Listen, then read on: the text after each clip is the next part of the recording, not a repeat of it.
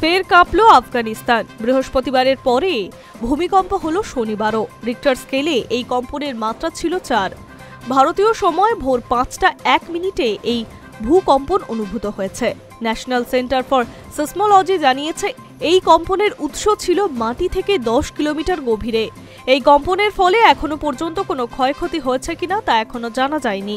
এর আগে ভারতীয় সময় বৃহস্পতিবার রাত 2:20 নাগাদ ভূমিকম্প হয় আফগানিস্তানে। ন্যাশনাল সেন্টার ফর সিসমোলজির তথ্য অনুসারে 4.6 মাত্রায় ওই কম্পন উৎস হয়েছিল ভূপৃষ্ঠ থেকে 140 কিলোমিটার গভীরে। তার আগে গত 8ই নভেম্বর 4.4 মাত্রার কম্পন হয় আফগানিস্তানে। 4 নভেম্বরেও শক্তিশালী ভূকম্পন হয়েছিল আফগানিস্তানে। রিক্টার স্কেলে ওই কম্পনের মাত্রা ছিল 6.3।